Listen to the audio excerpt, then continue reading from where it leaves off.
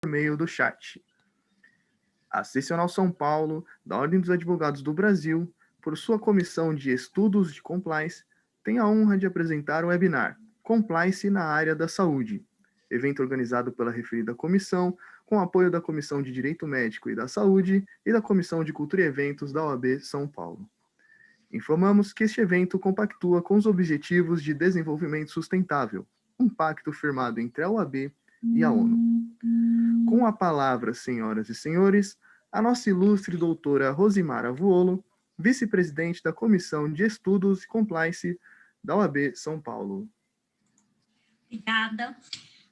Boa noite a todos, a todas e a todos. Em primeiro lugar, eu gostaria de agradecer à OAB de São Paulo, à Secretaria das Comissões, à Comissão de Cultura e Eventos, à Comissão de Direito Médico e Saúde, à nossa presidente Rogéria, à nossa secretária Marisa, que em breve ela terá que nos deixar e teremos uma nova secretária, que ela já está assumindo suas funções, depois ela vai contar um pouquinho mais para a gente,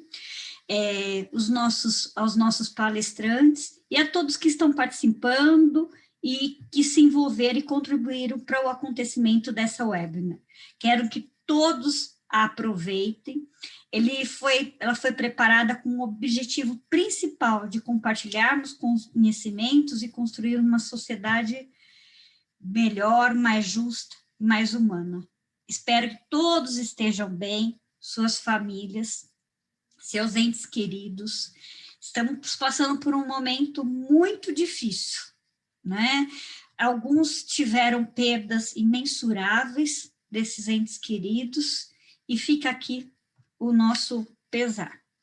A intenção, como sempre, né, é a gente ter uma apresentação descontraída, né, em que esses nossos palestrantes, eles sempre nos trazem suas experiências, contribuem com as suas experiências. Sem mais delongas, eu passo a palavra agora para a nossa moderadora da noite, a doutora Luciana Silveira, membro da nossa comissão. Obrigada, Luciana.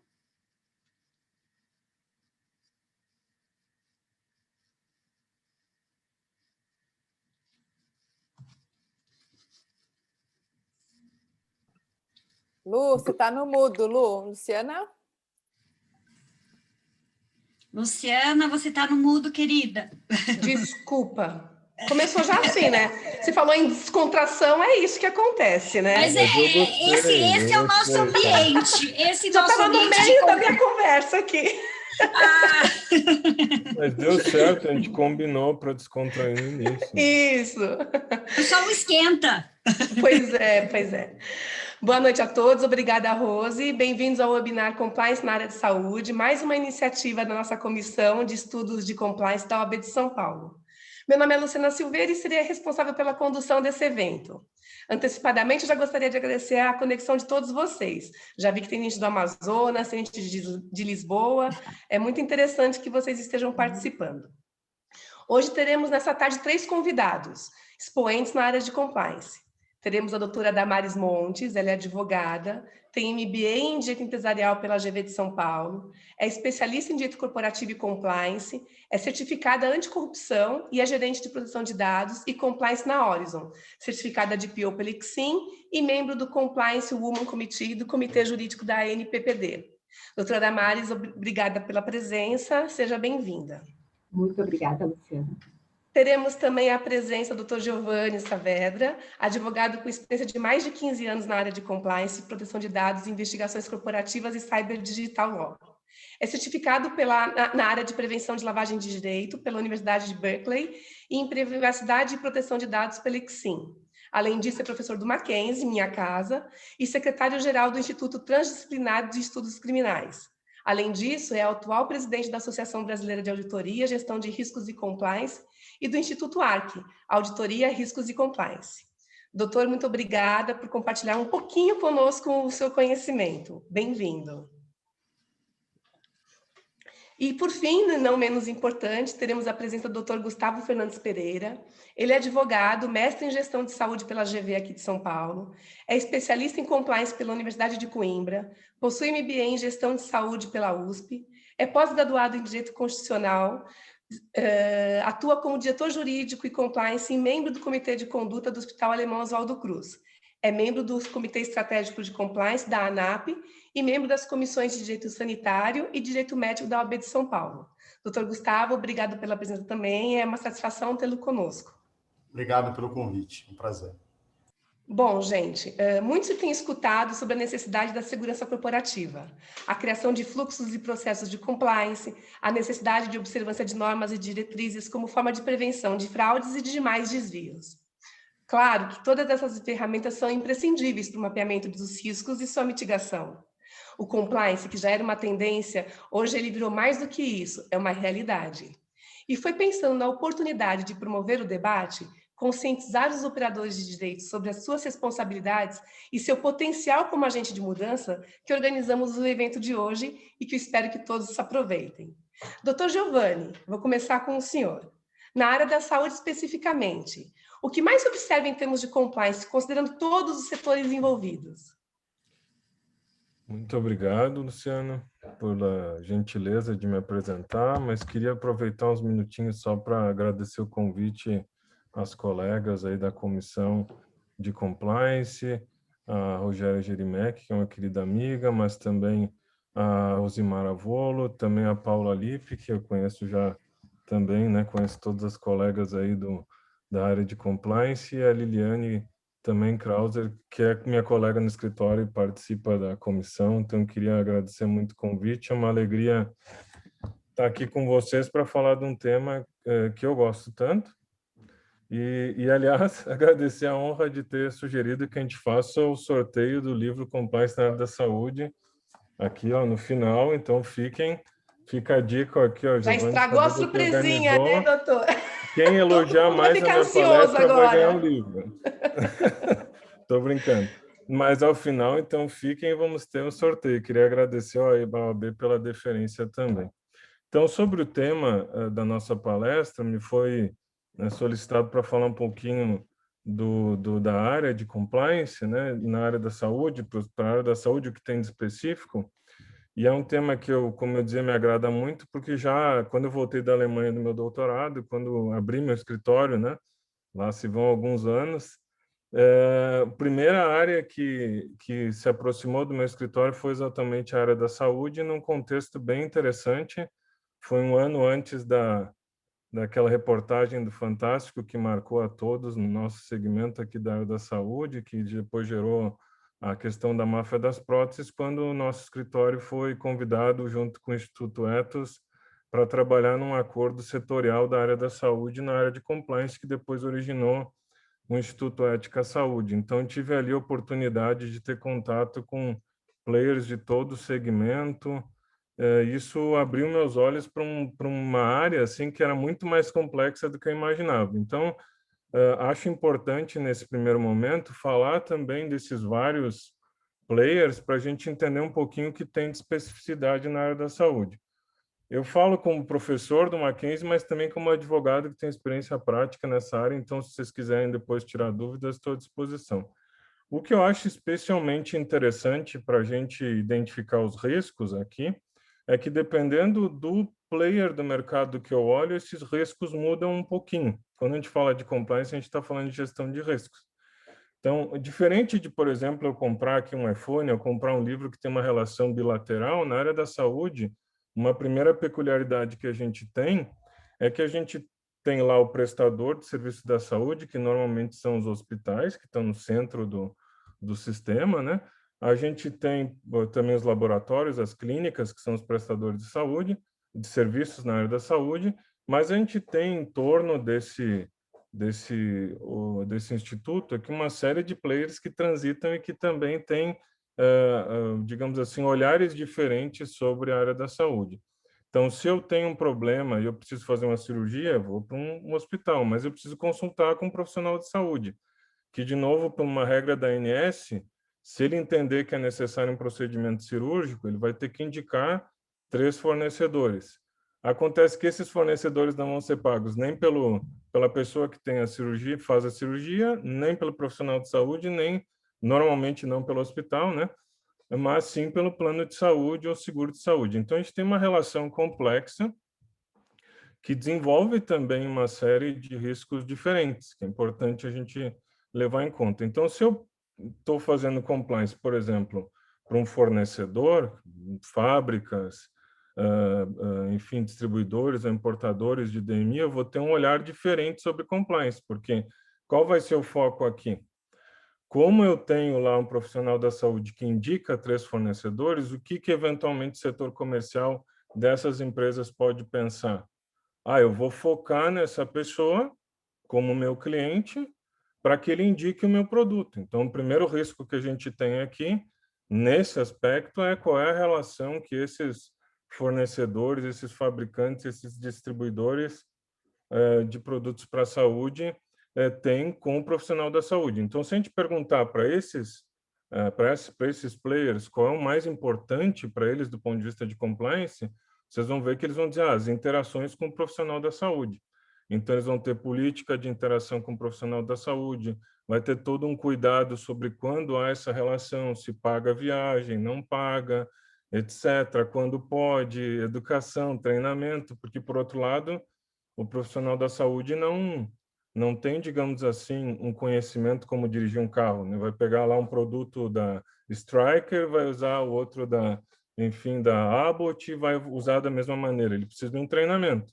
Mas como esse treinamento vai acontecer, aonde, etc., a gente sabe pelo histórico, enfim, do nosso segmento, que isso no passado gerou alguns problemas.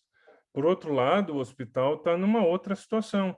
Se ele pensar a interação que ele tem com esse setor, ele vai ter uma preocupação com os fornecedores, né? Será que os fornecedores não estão aumentando o preço? Será que não estão aumentando o meu custo? Vai ter um problema interno de erro médico, porque eles têm profissionais da saúde fazendo cirurgias lá dentro. Vão ter preocupações sanitárias. Agora vamos ter muitas preocupações com LGPD e, enfim, por diante, temos LGPD, é um capítulo à parte, a gente podia fazer um evento só sobre isso na área da saúde, né? Que está bem divertido, para quem está na área já sabe que está, assim, no mínimo desafiador. Mas então a gente tem ali uma preocupação do hospital que é um tipo diferente. Quando a gente pensa no plano de saúde, a gente vai ter uma situação completamente diferente, porque o plano de saúde tem, por exemplo, um ambiente de regulamentação da ANS, que inclusive esse ano tem um prazo até agosto para eles se adaptarem a normas de compliance, né? Tem as normas de acreditação da 452 e tem as normas específicas de governança e compliance da 443, que eles têm a acreditação até agosto, a da 443 ainda tem um prazo um pouquinho maior, dependendo do porte, enfim. Mas existe, então, uma diferença no caso do plano de saúde, porque além dessa interação e desses riscos normais do segmento, existe uma agência reguladora que vai impor normativos, inclusive deveres de compliance. Então, a gente tem aqui uma situação complexa no setor da saúde e não dá para dizer assim, compliance na área da saúde é assim. Eu vou ter compliance na área da saúde específico para os fabricantes, importadores e distribuidores de, por exemplo, DMI, né, dispositivos médicos implantáveis ou dispositivos médicos. Eu vou ter um outro olhar que é dado pelo hospital, tem um outro olhar diferente que vai ser dado pelos planos de saúde e assim por diante. Um outro aspecto importante, eu estou controlando aqui meu tempo, mas eu me dei conta agora que eu esqueci de marcar quando começou, então eu estou olhando para o relógio assim de uma maneira um pouco aleatória. Mas eu acho que foram 7 minutos, né, Luciana? Me ajuda a controlar aí, porque numa palestra de compliance, não ficar no tempo é quase muito obrigado, viu? Fantástico, viu? A memória aí, ó, treino de anos de experiência como palestrante, já sabia que eram 7 minutos. Mas, então, outro ponto importantíssimo é exatamente o ambiente regulatório dentro do qual todos esses players transitam. A gente vai ter a ANS, a gente vai ter a Anvisa, a gente tem o CADE, que teve um papel muito importante agora na pandemia, inclusive com a questão dos preços, né? A gente sabe que em situações de pandemia, ao contrário do que a gente normalmente pensa, tem oportunismos, né? Que como tem uma demanda maior, enfim, uma situação, tem uma tendência de aumentar o preço, então o CAD, para quem atua na área, viu, teve várias notificações para players do mercado, etc. A gente tem também o Ministério da Saúde, que ainda que de maneira indireta gera algumas orientações, a gente tem o Judiciário, CGU, etc., no que diz respeito mais a orientações do ponto de vista do setor público.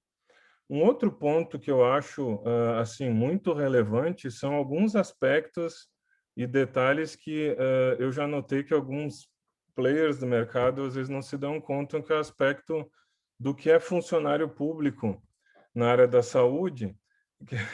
Eu já fui exposto a alguns debates que diziam: qual é o problema de pagar profissionais da saúde? Porque, afinal, se for só no setor privado, não é crime, né? Então, a gente tem alguns debates típicos aqui da área da saúde em que fica uma discussão acerca do que é legal e o que é compliance, o que são obrigações de compliance e o que são obrigações jurídicas. Temos as questões dos instrumentadores, temos as questões do Código de Ética Médica, temos as questões bem complexas do... Deixa eu desligar esse barulho aqui. Do desconto financeiro, que é um capítulo à parte também na relação com os players do mercado. E a gente tem, então, alguns institutos que transcendem os players, que tentam criar normativas e orientações gerais de compliance para todo o segmento. Eu chamaria a atenção, então, para a Advamed. Quem está em casa, se quiser conhecer o Código de Ética da Advamed, que é muito interessante, tem em língua portuguesa, é português de Portugal, então é um pouquinho engraçado, às vezes os termos são diferentes do nosso, mas se vocês botarem no Google aí, Código de Ética da Advamed, é um organismo internacional que tenta, digamos assim, adotar parâmetros gerais de melhores práticas de compliance. Eu sou do comitê da ISO também. A ISO tem agora uma norma específica de compliance para a área da saúde, específica para o mercado de dispositivos médicos, que ainda não é certificável, mas já serve como orientação. E no Brasil, se alguém está começando no tema e quiser ver algumas orientações específicas sobre a área, nós temos o Instituto Ética Saúde. Vocês podem entrar ali, eu acho que é www.eticasaude.com.br, eu acho que é. E no canto esquerdo do site, assim embaixo, tem ali o Conselho de Ética e tem as normativas. Tem 11 normativas. Tenho orgulho de ter participado da redação de várias delas, né? Mas ali temos orientações bem específicas, por exemplo, sobre interação com profissionais da saúde, brindes, orientações também sobre desconto financeiro, orientações também sobre eventos, que é um ponto que daria para fazer aqui só um evento sobre isso, né? Patrocínio de eventos. Pode o profissional da saúde ter o seu evento próprio, ter patrocinadores do mercado e assim por diante. Um último ponto, pelo que eu estou entendendo aqui, faltam 2 minutos. O último ponto que eu queria chamar a atenção, que é muito importante do ponto de vista de compliance na área da saúde e agora também com a LGPD, tem desenvolvido assim desafios bem complexos, é a parte de pesquisa e a parte específica de itens de demonstração, itens de, digamos assim, de teste, né? Que é diferente de outros casos, né? Quando a gente está falando da área da saúde, a gente está falando da saúde de pessoas, então não pode tratar da mesma maneira. Se eu vou fazer pesquisa que envolve seres humanos, se eu vou fazer pesquisas que envolvem dados de pessoas físicas, etc., a gente tem que ter um cuidado especial, né? Especialmente agora com a LGPD, eu não posso simplesmente pegar lá os dados dos meus pacientes nos quais eu faço cirurgia e usar para uma outra finalidade, que é a pesquisa, por exemplo. Então, aqui a gente tem uma plataforma Brasil, a gente tem um monte de regras de consentimento dos pacientes que devem ser levados em conta, e, enfim, o meu papel aqui era tentar dar uma visão geral sobre o tema. Eu vou ser, infelizmente, né, eu não gosto de ser superficial, mas eu tenho que ser para dar uma visão geral, e os meus colegas aqui, vão aprofundar o tema. Se eu estou bem com a contagem na minha cabeça, faltam exatamente 15 segundos. Se você mostrar e eu acertar, eu quero um chocolate. Olha, não, está mostrando a hora, tem que mostrar Deixa eu ver se eu acertei, que eu estou curioso. Não, tem tempo ainda ou não? Ah, tá. Então, eu vou falar de um último ponto, que é um aspecto muito importante, que é a questão de eventos e patrocínios. Eu achei que não ia dar tempo, eu queria falar. Vai A dar gente tempo sim, doutor, fica à vontade.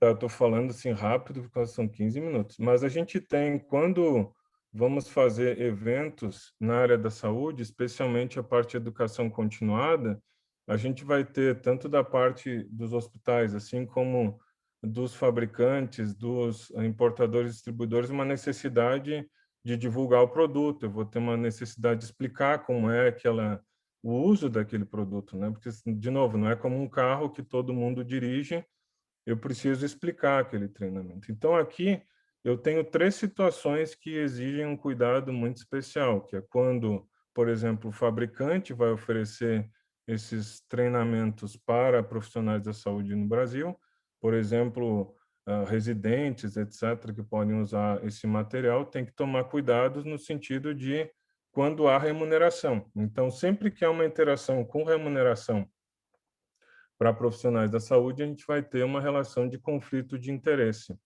Então, a gente vai ter que cuidar que a maneira como isso vai ser realizado, existem algumas regrinhas de melhores práticas que a gente tem que observar, mas especialmente eu tenho que cuidar quando há uma interação com o funcionário público. Então, como eu tinha dito lá atrás, a gente vai ter na área da saúde uma peculiaridade que eu posso ter hospitais privados que recebem valores do SUS, que são valores, né, oriundos de verbas públicas, mesmo que o hospital seja privado. Então, eu tenho que cuidar, tem que ter um cuidado a mais, que além do cuidado com os conflitos de interesse inerentes da interação entre os players, eu tenho que levar em conta a legislação específica de licitações, a legislação específica do uso de verba pública, porque já houve decisões dos tribunais no Brasil que o funcionário de hospital privado que recebe verba pública pode ser, para fins da legislação penal, equiparado a funcionário público. Então, no caso específico da área da saúde, eu preciso levar em conta também as regras específicas da administração pública, quando é o caso, e eu tenho que cuidar também a questão dos brindes, que a gente tem normativos específicos no Brasil a respeito dos valores, etc. Há uma tendência internacional no sentido de não aceitar-se mais brindes, né? Se vocês analisarem o Código de Ética da Advamed, que o mais atual ele vai começar a cancelar eles não consideram mais os brindes uma prática compliance, né? Então, no setor da área da saúde, a gente tem tido cada vez menos a possibilidade de ter esse tipo de presentes. No outro caso específico, que é muito complicado, é quando o médico quer participar de um evento de congresso e quer que um player do mercado, cujo produto ele utiliza, pague os custos para ir para esse evento. Então, nesse caso, também é uma vedação das associações da área da saúde no Brasil e fora, que vedam essa prática. Então, resumindo aqui, a gente tem que levar em conta, quando trata de compliance na área da saúde, as normativas específicas do setor, por exemplo, no caso do plano de saúde, que há normativas explícitas. Quando eu vou tratar dos outros setores, eu tenho que levar em conta as relações de conflito de interesse, e aqui o profissional da saúde, nesse sistema, tem um papel muito específico, né? Que tem que ser levado em conta, e no caso específico também dos fornecedores de materiais para hospitais, etc., tem que ter um cuidado maior, especificamente na interação, de novo, com os profissionais da saúde, com as relações de conflito de interesse, e também com aquelas situações que a gente viu na máfia das próteses, especificamente com a questão de liminares, né? Que devem ser levadas em consideração também pelos riscos envolvidos, porque já tivemos casos, né, especialmente de escritórios, até escritórios de advocacia envolvidos, no sentido de, mesmo quando não tem autorização de planos de saúde, viabilizar o pagamento por força de liminar para a realização de cirurgias. Então, de maneira geral, assim, os tópicos que eu considero mais relevantes, mais importantes da área da saúde seriam esses. Eu fico à disposição aí para a gente discutir depois. Eu sei que os colegas vão falar mais especificamente de algumas áreas, mas eu queria dar essa visão geral, espero ter contribuído aí para o debate.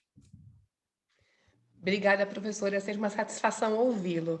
E é interessante a gente notar que, mesmo se tratando de saúde, a área é muito ampla, né? Então, tem muita coisa para a gente estudar e, certamente, as considerações do doutor fizeram com que a gente pense uma série de atitudes que a gente tem aí que tomar pela frente, né?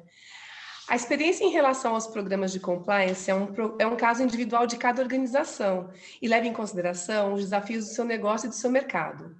Doutor Gustavo, considerando então esse panorama muito bem apresentado pelo Dr. Giovanni, o que se pode dizer sobre compliance em termos práticos, considerando a sua experiência em uma das instituições hospitalares mais respeitáveis do país? Como as empresas estão lidando com a implantação dos programas de compliance? É um movimento recente ou já é algo que já vem sendo experimentado há algum tempo? Imagino que a principal barreira deva ser a mudança de cultura da empresa, não é mesmo? Como, na prática, a instituição pode perceber a sua efetividade? Bom, Luciana, muito obrigado. Eu queria começar cumprimentando a todos. Boa noite a todos os participantes. Estamos aqui com mais de 180 pessoas. É um prazer poder estar aqui. Agradecer à OAB, especialmente a Comissão de Compliance, as doutoras Rogéria, as doutoras Rosimara, Paula, pelo convite. Muito obrigado. Bom, é uma honra estar aqui e um desafio enorme falar entre o professor Giovanni e a doutora Damares, duas referências aqui na área. Eu fiquei numa enrascada, mas vou tentar fazer jus aqui à participação deles. Luciana, pode ficar tranquila, eu vou cumprir os 15 minutos. Eu vi que o Giovanni ficou ali com o cronômetro e a advertência foi dada a mim. Eu vou tentar ficar nos 15 minutos. Para mim, é sempre um prazer falar sobre compliance. Eu vivo a experiência e vivi a experiência de implementar um programa de compliance aqui no Hospital Alemão Oswaldo Cruz e faço hoje a gestão desse programa. E também participei pela ANAP como membro do Comitê de Compliance da ANAP no apoio ali aos hospitais associados em suas dúvidas e questões e implementações dos programas de integridade ou programa de compliance. Eu gosto de falar e gosto de dizer que compliance é compliance em todos os lugares. De forma muito singela, é estar em conformidade. Né? Na área da saúde, sem dúvida, nós temos uma série de características e peculiaridades muito bem apontadas pelo professor Giovanni, e cada vez que eu ouço ele falar e ouvir ele falar, eu falo, nossa, ele está falando e eu sou um hospital e eu estou no meio disso, porque de fato o hospital na cadeia da saúde, o elo que se linka a todos, né? No hospital, com o hospital, todos os entes da cadeia de saúde interagem. Eles podem não ter interação entre si, mas com o hospital todos têm, né? Quando ele falava da operadora, o plano de saúde, do fornecedor, do médico, do paciente, do laboratório, da pesquisa, estamos todos aqui dentro do hospital, né? O que torna o desafio para o hospital ainda maior. Mas, Luciana, respondendo a sua pergunta, e eu também gosto de falar isso, não existe um modelo ideal de programa de compliance, nem para a área da saúde, nem para um hospital. O que existe, ou o que eu costumo sempre dizer, o que a gente sempre falava na ANAP, o ideal é que você implemente um programa, de acordo com o que você tem de possibilidade. O programa é um organismo vivo, e ele vai, ao longo do tempo, amadurecendo e ganhando robustez. Então, a minha fala com todos implemente. Claro que existem os manuais, o próprio decreto que regulamentou a lei anticorrupção tem ali no seu artigo 41 uma descrição muito bem feita de um programa de compliance, né? Então a recomendação é que se implemente. Cada instituição tem a sua peculiaridade. No Brasil hoje nós temos em torno de 6.000 hospitais, dos quais 3.000 são públicos e 3.000 são privados, né? A distinção é muito grande entre esses hospitais, mesmo no que diz respeito aos hospitais privados.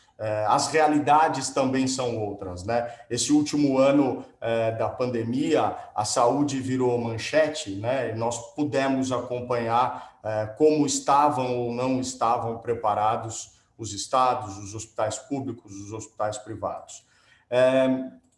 A gente, quando fala em compliance ou quando a gente fala em legislação anticorrupção, a gente tem, Luciana, a gente falava isso, a gente tem a sensação de que isso é alguma coisa que já está há muito tempo aí, ou que é alguma coisa vivenciada de longa data pelas empresas na área da saúde. E, de fato, a exceção, isso é uma realidade para as indústrias farmacêuticas e para as farmacêuticas multinacionais, por questões ligadas à bolsa, exigências muito menos legais e mais de mercado, essas empresas têm sim áreas de compliance já mais bem estruturadas há mais tempo, né? Mas quando a gente olha aqui as empresas privadas nacionais e os hospitais nacionais, o assunto é mais novo. Então, muitas vezes eu ouço alguém falando, puxa, mas eu sou o primeiro compliance officer, eu sou a primeira pessoa a falar. Todos nós somos os primeiros, né? Nós aqui no Hospital Alemão iniciamos em 2015. E esta é a realidade da maior parte dos hospitais privados. Dificilmente você vai encontrar um hospital privado que tenha iniciado a sua estrutura de compliance anterior a 2015. Eu tenho um trabalho realizado pela GV, a minha tese de mestrado, a estrutura de compliance em hospitais privados. É um trabalho que está aberto na biblioteca da GV, e eu trago essa questão e faço essa análise, né? Então, para compartilhar aqui com vocês um pouco dessa história, né? A partir, então, da promulgação do Decreto 8.420 de 2015, que regulamentou a lei anticorrupção, e como eu disse, no artigo 41, você tem o capítulo 4, você tem ali o programa de integridade, nós, na ANAP, começamos a nos preocupar em avaliar essa questão junto aos hospitais privados, né? Mas será que eles têm ali um programa? Será que eles estão avaliando como isso anda e como está o setor, principalmente a área hospitalar, em relação ao compliance? E nesse sentido, nós fizemos em 2016 uma pesquisa com os hospitais associados à ANAP para saber como eles estavam. E fizemos algumas questões relacionadas ao cerne de um programa de compliance, né? E depois, já em 2019, nós tivemos a oportunidade de repetir a mesma questão aos hospitais associados para entender a maturidade, se houve de fato uma mudança em como eles estavam e como eles se apresentavam em 2019. Para os participantes que não conhecem, a ANAP é a Associação Nacional dos Hospitais Privados. Ela contava em 2019 com 115 hospitais associados, hoje ela deve ter aproximadamente 150, e uma das condições para que o hospital seja associado é que ele tenha um programa de acreditação, que ele seja certificado por alguma das empresas de acreditação nacional ou internacional. Então, quando a gente fala dos 120, dos 115 hospitais à época da pesquisa ANAP, nós estamos falando provavelmente dos 115 hospitais mais preparados no Brasil. E o que é interessante é que nessa pesquisa, tanto em 16 quanto em 19, nós tínhamos ali hospitais das 5 regiões representadas, tá? Então a avaliação não ficou restrita apenas ao eixo aqui sudeste. E a primeira pergunta que a gente fez era se a alta direção daqueles hospitais estava comprometida e apoiava ações para fortalecimento da ética e integridade nas instituições.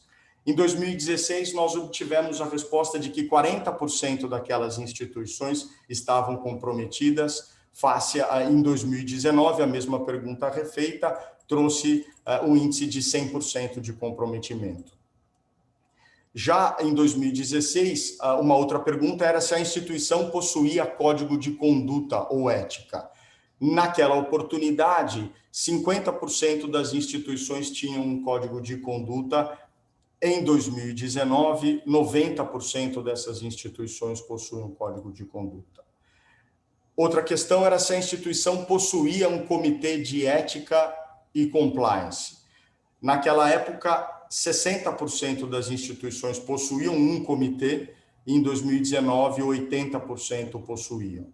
E aí a pergunta seguinte era se a instituição possuía um profissional ou departamento específico para compliance.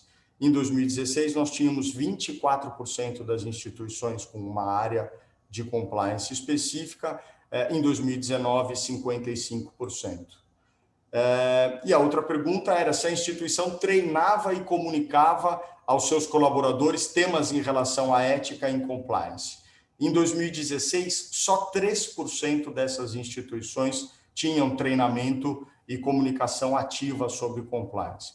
Em 2019, a realidade já bem distinta, 83% dessas instituições tinham, então, programas de treinamento e comunicação sobre compliance. Uma outra pergunta era se a instituição possuía um canal de denúncias relacionadas a temas de ética e compliance e conduta. Em 2016, 30% delas tinham. Em 2019, 86% dessas instituições têm. E a última pergunta era se a instituição possuía auditoria interna independente que revisava e recomendava ações de melhoria para o ambiente de controles internos. Em 2016, 14% dessas empresas possuíam, desses hospitais possuíam. Em 2019, 85% dos hospitais possuíam. Claro, né? A gente faz uma pesquisa logo em seguida a 2015, o Dr. Giovanni bem colocou a questão da CPI, das OPMEs, né? Mais a promulgação do decreto, da lei, toda a discussão política e sobre operações envolvendo as grandes corporações no Brasil, o assunto ficou, sem dúvida nenhuma, muito discutido, o que talvez tenha corroborado e tenha ajudado a alavancagem desses setores nos hospitais privados, né? Mas nós estamos falando ainda de um percentual pequeno. Nós estamos falando em 150 hospitais frente a 3 mil só privados. A realidade na área pública, o Dr. Giovanni bem trouxe, não é a mesma. A gente já começa a ver um movimento maior das organizações sociais em buscar programas de compliance, em buscar apresentar esse tipo de melhoria. Me surpreendeu muito nessa pesquisa auditoria interna. O Dr. Giovanni falou bastante aí sobre controle de riscos. Quando a gente falava em área de compliance em 2016, parecia um assunto completamente distante da realidade da área da saúde, principalmente nos hospitais, né? Mas me surpreendeu a auditoria também ser tão pouco presente àquela época. Eu gosto de acreditar, ou eu acredito, que este amadurecimento vem porque todos nós buscamos, então, agir ou buscamos estar em conformidade. Eu sou otimista, eu já falei em algumas oportunidades que a área de compliance ela tende a aparecer, tende a crescer, ganhar força, e eu espero que um dia a gente tenha um setor de saúde no Brasil e tenha uma sociedade, de forma geral, tão atenta às questões de conformidade, que da mesma forma que a área de compliance surgiu por uma necessidade, ela vai acabar transformando este entendimento e as coisas vão estar em conformidade simplesmente porque todos nós buscamos que elas estejam em conformidade. Até lá, nós estamos aqui debatendo, discutindo, promovendo a melhor ou o melhor do que a gente pode para apoiar todos os colegas e é um prazer estar aqui de novo. Eu fui muito menos teórico e tentei trazer as nossas dores aqui do setor, principalmente do hospital, e eu estou à disposição para quaisquer perguntas dos colegas. Vai ser um prazer continuar e ouvir aqui a doutora Damares. Muito obrigado, Luciana. Eu tenho ainda... acabou. 1 minuto. Consegui terminar antes do tempo. Pelo meu relógio, ainda tem mais uns 3 minutinhos. No meu cronômetro faltam 50 segundos. Mas é isso. Estou à disposição para as perguntas e acho que quando a gente falou, a gente propôs o professor Giovanni, você, a Paula, a proposta era que a gente pudesse realmente abrir para discussão e fazer uma interação mais com a audiência. Vai ser um prazer. Obrigado. Obrigado a todos. Obrigada a você, Gustavo. Certamente colaborou muito aqui com o nosso debate, com nossos insights, né? Essas questões que você trouxe nos levam a refletir muito sobre a realidade imposta, principalmente agora pelo Covid, né? A pandemia, sem dúvida alguma, impactou a sociedade e o mundo empresarial em um nível tão profundo que é quase que impossível não pensar nas suas consequências para a relação em geral, especialmente pelo aumento significativo da comunicação e operações virtuais. Doutora Damares, considerando então o atual cenário pandêmico e a adoção do modelo do novo normal, como a doutora acha que o futuro nos guarda em termos de compliance? Luciana, primeiro quero agradecer aqui o convite à comissão, né, de compliance, a doutora Rogéria, a doutora Rosmara, a doutora Paula Lippe, e obviamente estamos com feras aqui, né, você, o professor Giovanni, o doutor Gustavo. Então, pegando um pouquinho aí do que cada um trouxe, eu quero aqui trazer um ponto que eu entendo que é muito relevante, principalmente nessa questão de pandemia, né, e trazer aí o time a próximo em relação aos treinamentos. Pilar, né, de compliance, a gente tem aí alguns pilares, mas o pilar que vai trazer o time, que vai trazer as pessoas que trabalham principalmente na área da saúde, aí somando-se também essa questão da LGPD, é o treinamento, tá bom? O que eu trago aqui para vocês? A cultura de uma empresa, ela não é feita de um dia para o outro, né? O processo cultural de aculturamento, realmente, de compliance, ele tem que vir num formato claro, num formato contínuo, né? Trazendo principalmente apoio aí da alta administração. E aí, de repente, todo mundo se viu a partir de março, né? Grande parte das pessoas trabalhando no formato remoto, né? E como manter a cultura de compliance? Como fomentar ali as pessoas ao que realmente faz sentido dentro de um programa? A reputação, né, de qualquer empresa, e falamos de hospitais, de laboratórios, é o principal ativo, né? A gente fala que o ativo da empresa realmente é a reputação. E o que nós precisamos fazer, né, para um programa de treinamento ser contínuo, não ser um custo para as empresas, mas sim um investimento, né? Quando a gente tem um programa bem estruturado, tem alguns pilares que eu sempre comento, né, que aqui são 5. Ele constrói uma relação de confiança com os colaboradores, ele aumenta o controle de risco, né, bem pontuado aí pelo Dr. Giovanni, ele identifica fraudes, ele previne assédios e ele aumenta a credibilidade e a expansão do mercado. Esses 5 pontos, a gente consegue muita evolução se houver um treinamento contínuo, né? E eu sempre falo, mas por que treinamento não é custo e investimento? Porque nós falamos de pessoas em uma organização. E as pessoas, elas podem garantir a falha ou garantir o sucesso dentro de um programa, tá? Aqui, eu acho bem importante a gente trazer alguns pontos de como fazer isso no formato remoto, já que não estamos mais, grande parte aí das pessoas trabalhando dia a dia, olho no olho, né, para processo investigatório, para ter essa visão geral. O que a gente pode fazer aqui como ideias, tá? São ideias de implementação mesmo de programa. Vídeos curtos, então trazendo breves insights, o que é fraude, o que é corrupção, até onde aquela empresa pode colocar o seu código de ética e de conduta à frente das ações, o que pode estar previsto nesses códigos. Então são breves insights mesmo, gravações, sempre regidas aí pelo Compliance Officer ou pelo time de RH, né? Mas para dar um reforço maior, e esses vídeos sendo mensais, ou seja, vocês trazem o público, né, o corporativo para próximo. Outra ideia, pílulas de compliance, né? Ideias curtas, conceituais mesmo. O que é compliance? Quem são os agentes de compliance? O que podemos fazer na área da saúde? Breves trechos mesmo para reforçar essa questão do programa de treinamento contínuo, tá bom? Outro ponto bem bacana, isso foi até uma implementação que nós fizemos dentro da Horizon, foi uma revista digital.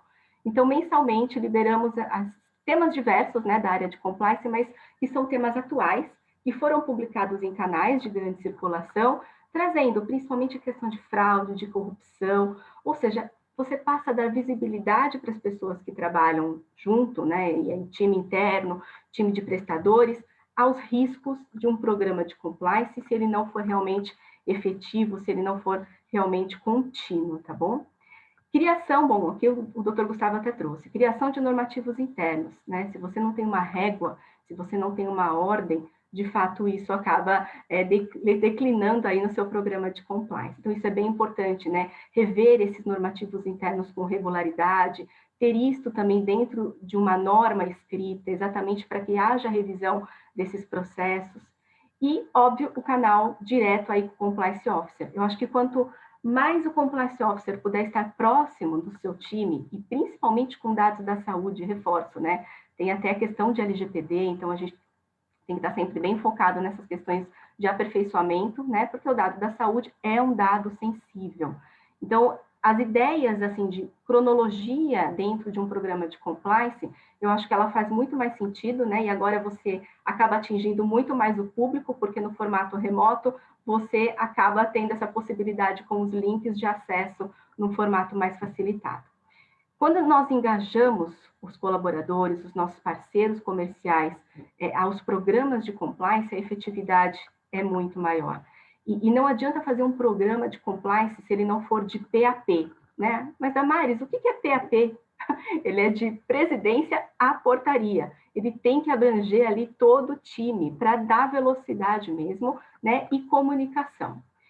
Aqui eu trago um ponto bem relevante para vocês, que teve uma pesquisa do ISS, que é um Instituto de Estudo de Saúde Suplementar, junto com a PwC, inclusive, que fala o seguinte, que as fraudes envolvendo hospitais chegaram a 20 bilhões de reais nesse formato que nós estamos de pandemia, né? Então, assim, isso aumentou consideravelmente, principalmente pelo trabalho aí remoto, pela ausência de visualização dos processos.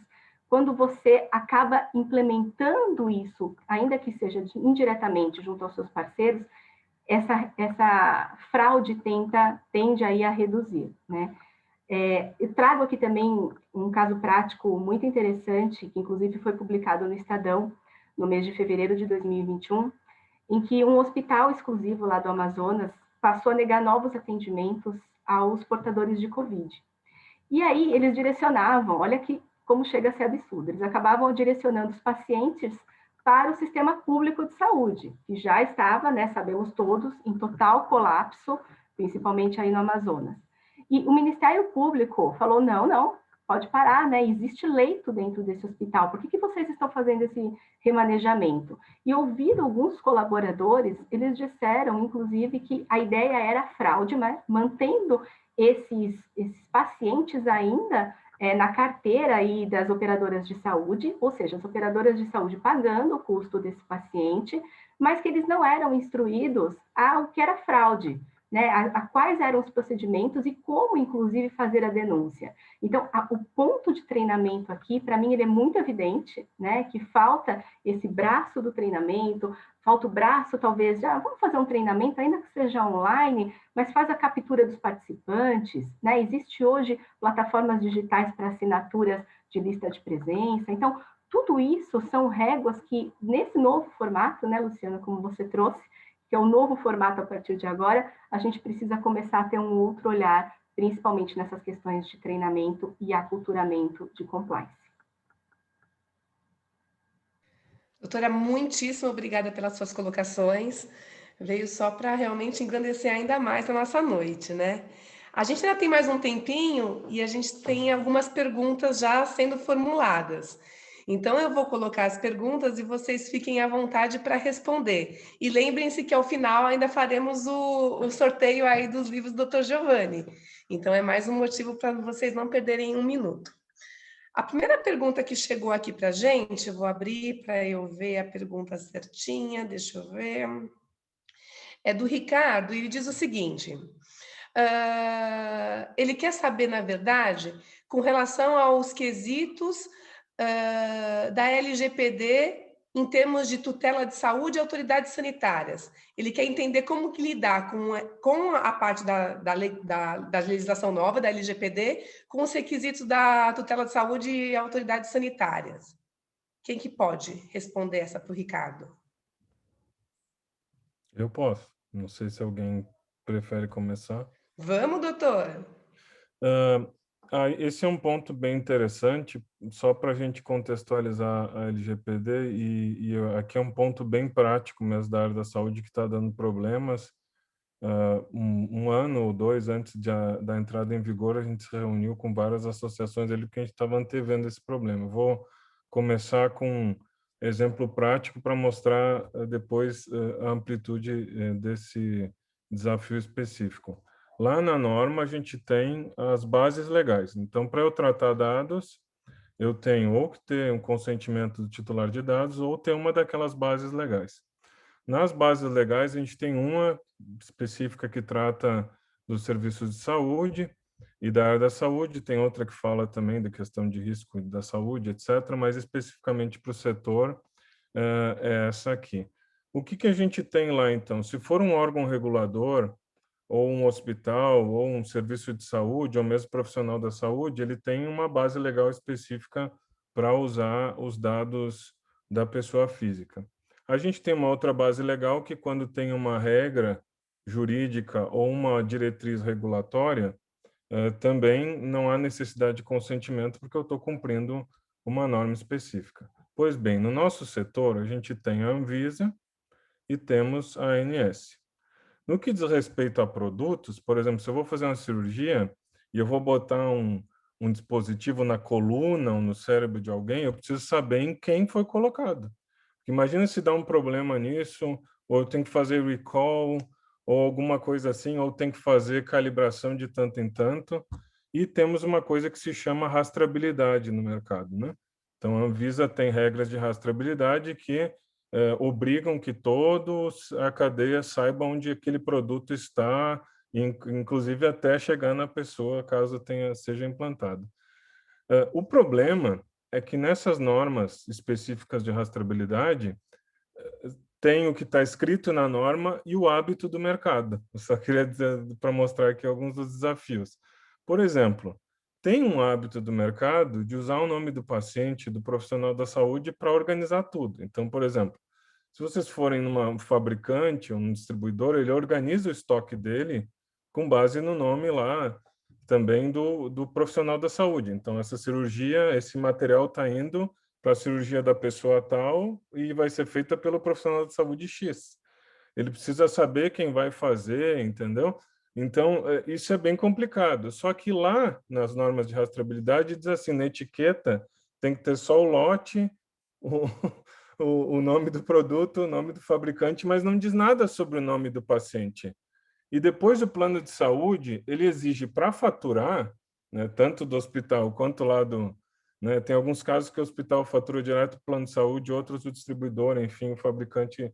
Depende do estado, depende de um monte de coisa, não vou entrar nos detalhes. Mas, objetivamente, se criou um hábito do mercado, até para evitar fraude, né, por causa enfim, da máfia das próteses, que tem que ter lá o nome do paciente e o nome do profissional da saúde na nota fiscal. Acontece que aí eu preciso do prontuário para mandar para o fornecedor lá, ou daquilo que o profissional da saúde descreveu que é patologia, porque ele precisa calcular que materiais ele vai levar, só que essa informação já passa pelo WhatsApp do setor comercial, que já passa para o cara da logística chegar, o outro, então, essas informações rodam o mercado. Qual a conclusão que a gente chegou? As normas da Anvisa não nos dão assim uma base legal para eu usar esses dados. Eu não tenho como ter consentimento dessa pessoa para toda essa movimentação no mercado. O hospital está protegido porque tem uma normativa específica vinculada ao hospital. Então, o hospital também fica numa situação, enquanto esse dado está aqui dentro, ok, eu tenho autorização, mas eu não posso passar para o outro sem que ele me autorize. Então, o hospital fica numa situação complicada, o plano de saúde fica numa situação complicada, porque ele tinha toda uma maneira de controlar a fraude que vinculava até envio de raio-x. Era enviado junto com a nota fiscal para mostrar quantos parafusos tinham sido colocados na costa de alguém para evitar fraude. Só que como é que eu vou mandar o raio-x para o plano de saúde com a LGPD agora? Eu não posso fazer isso, o hospital não pode me dar e eu não posso mandar. Então, a gente está com umas situações na área da saúde que são bem complicadas. Eu tenho que atender esse tipo de situação toda semana como advogado, e tem horas que eu digo, filho, não tem saída. A gente vai ter que sentar né, associações do segmento, a gente vai ter que criar, né, tem um dispositivo lá na lei que diz que a gente pode criar uma norma setorial e submeter a chancela da NPD, a gente vai ter que fazer isso. Eu estou discutindo isso nas associações, que a gente precisa iniciar isso logo, senão a gente vai ter problema. Desculpa, eu falei demais, mas eu quis responder de maneira ampla a pergunta. Professor, se permite eu colocar, a grande questão também é assim, a gente usar de ferramentas tecnológicas que vão possibilitar que a gente tenha tudo dentro de um sistema, né? Por meio até de blockchain, em que a gente não tem a possibilidade de mudar essa, né, essa informação, e aí, consequentemente, diminuir a circulação dos dados. Então, e aí, de uma forma anonimizada ou pseudonimizada, mas tudo isso em blockchain. Então, assim, temos muito trabalho a fazer. E aí, Paula, só para complementar a sua resposta, se vocês me permitirem, você está correta na análise, a gente vai precisar, sem dúvida nenhuma, investir em tecnologia para isso, mas aí eu volto, e a gente já tem um grupo, um movimento muito forte, o professor Giovanni sabe, até comandado por entidades dos setores públicos e privados, mas aí eu volto de novo para um país continental, com 6 mil hospitais, com diferenças absolutamente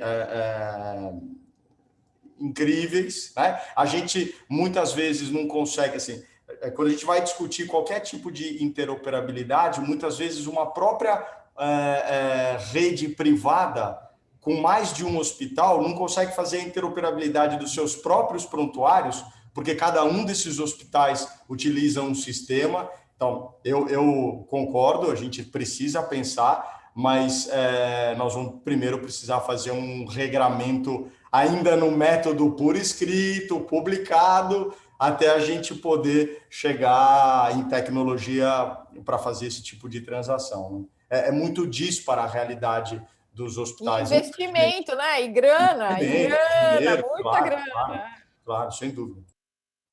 E Luciana, desculpa. Não, desculpa, pode falar, doutor. Não, é só uma coisa que eu não sei se as pessoas em casa têm essa percepção, que eu, quando tive contato com a área da saúde, eu demorei a perceber. A gente tem que pensar que tem emergência em qualquer lugar do país. Se uma pessoa fica doente, no interior do Rio Grande do Sul, no interior do Amazonas, precisa ter um material lá. Como é que eu vou coordenar tudo isso sem essas informações? É muito complexo. Tem que imaginar que quando tem uma emergência, não dá para esperar um dia para chegar o material. Tem que chegar ali em horas. E os distribuidores têm regra para seguir, etc. Os hospitais têm também obrigações a seguir. Eu acho bem complexo isso. Tem desafios diários nesse sentido que são bem complexos.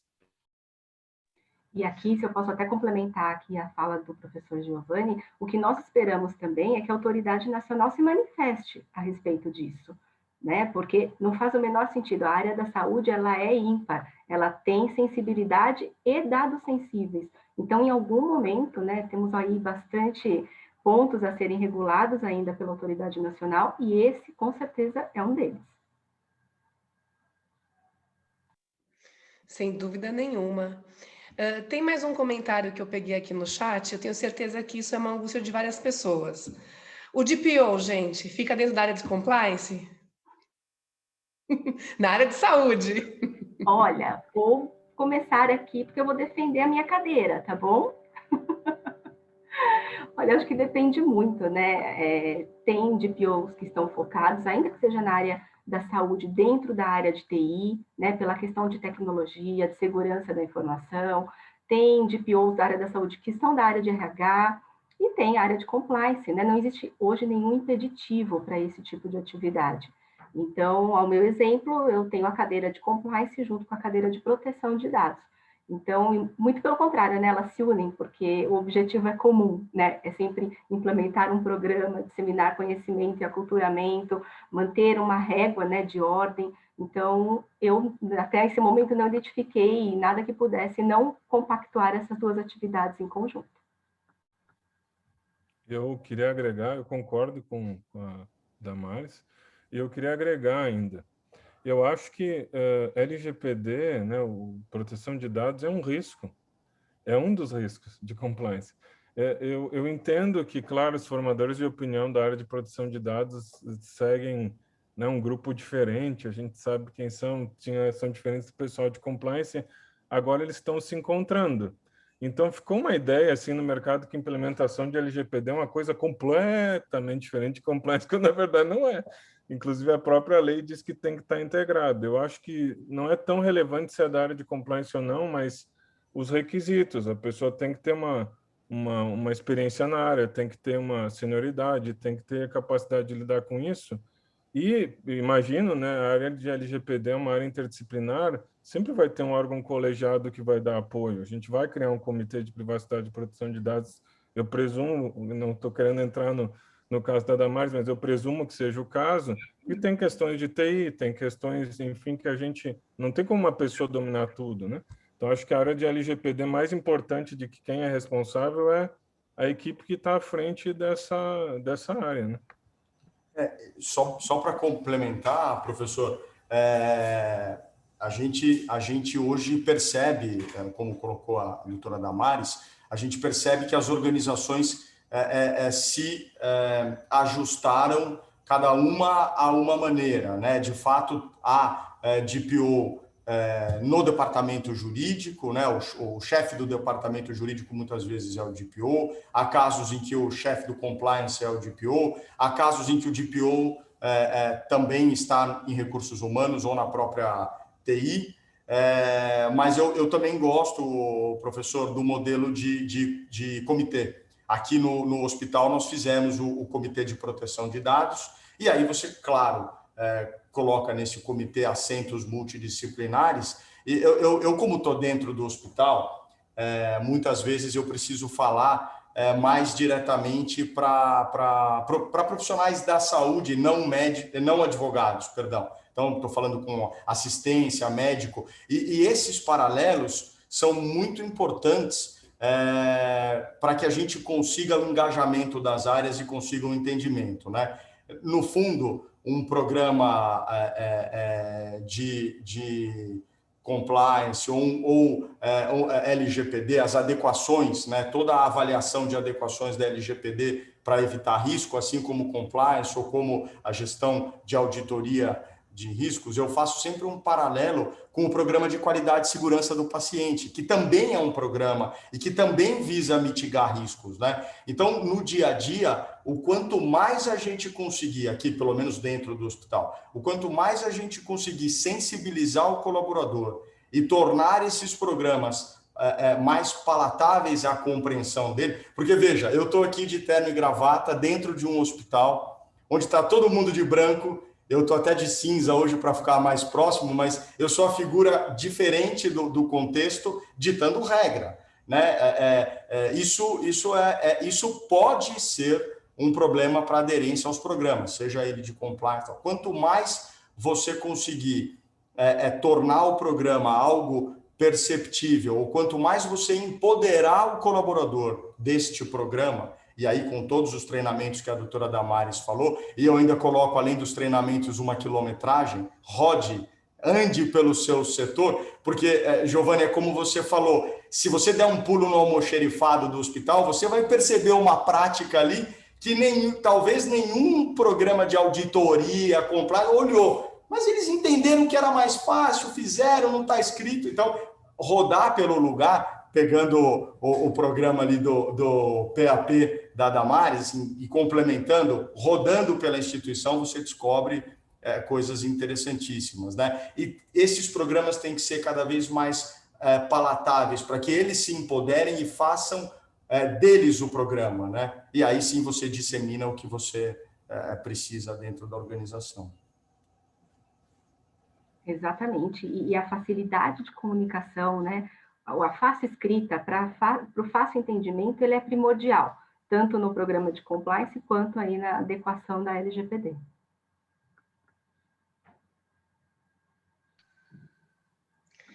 É isso, muito obrigada aí a todos que colaboraram para a resposta. A gente tem mais uma pergunta, acho que ainda dá tempo, da Leslie. Ela está perguntando se existe uma lista de verificação para o administrador de uma empresa de serviços de pequeno porte averiguar a conformidade que o seu contador faz e declara na sequência e conciliar o ECAC. Então, aqui É uma pergunta interessante, mas a gente tem que imaginar que compliance é bem mais amplo do que aquilo que o contador faz, e depende um pouco do setor. Por exemplo, se a gente pensar numa seguradora de saúde, ele tem normas de prevenção à lavagem de dinheiro e tem regras muito estritas de como os controles internos, etc., devem ser feitos, porque tem um órgão regulador que passa. O plano de saúde é a mesma coisa. Então, se você está falando de um distribuidor pequeno de dispositivos médicos, é uma coisa. Se eu estou falando de um hospital, eu estou falando de outro. Estou falando de uma clínica. Então, aqui não tem uma regra específica, uma lista onde eu posso olhar e fazer depara, né? Mesmo da parte contábil muda muito dependendo do setor. E só esse final de ano, vou aqui fazer jus à área tributária do meu escritório aqui, eles quase enlouqueceram com a questão do ICMS na área da saúde, que mudou aqui em São Paulo, afetou todo o Brasil. Meus advogados aqui da área tributária não dormiram por 2 meses até resolver o assunto. Então, é bem complexo, assim, não tem uma listazinha onde eu consiga fazer um depara para passar para o contador. Infelizmente, não tem. Eu não sei se os colegas têm uma opinião diferente, mas eu não vejo como fazer dessa maneira.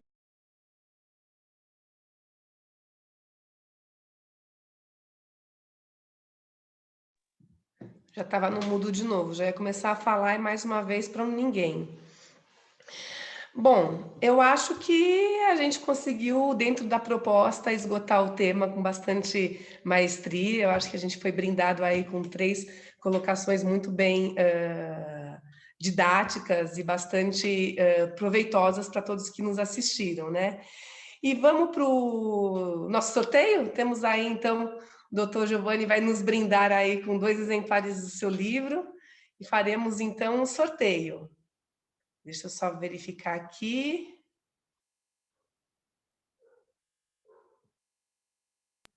Eu Pronto. nem sabia que dava para fazer sorteio dessa maneira, mas olha aqui, eu sou garoto propaganda dos livros. Olha que beleza, então dedos cruzados aí. Olha aí o pessoal dizendo, eu quero. Explica de repente Eu as regras, quero, eu pessoal, quero. ter a transparência sobre como vai funcionar aí, já que a gente está falando de compliance. O Thiago, não sei, ou você, Luciana, quer explicar, não? Desculpa. Não, é só para eles saberem Ah, que o compliance aqui da inscritos, nossa planilha? Eu tenho que te todos que estão confessar que é inscritos um segredo guarda das 7 chaves. Exatamente.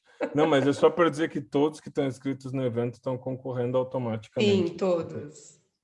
Temos aí 192 participantes. Todos e todas, perdão.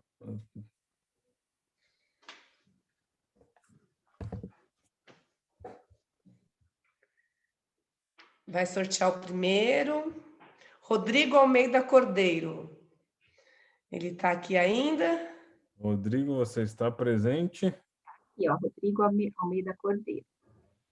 Já se manifestou? Rodrigo, como assim? Manifeste-se, mande uma mensagem no chat. E agora? Agora a gente vai sortear o segundo exemplar. Ó, o Jefferson está aí. Eu aceito doação. E Olha só, aceita doação. doação na área da saúde é um tema complexo também. Ricardo falou que o Rodrigo mandou entregar para ele. Ó, foi sorteada agora a Tatiane VS Araújo Dias. Olha só, Tatiane, você está aí? Tatiane. Acho que a Tatiane não está. Não está? Eu não sei. Eu não sei qual é a regra, mas eu sortearia para quem está presente. Então, por isso que eu falei das regras no início. Eu acho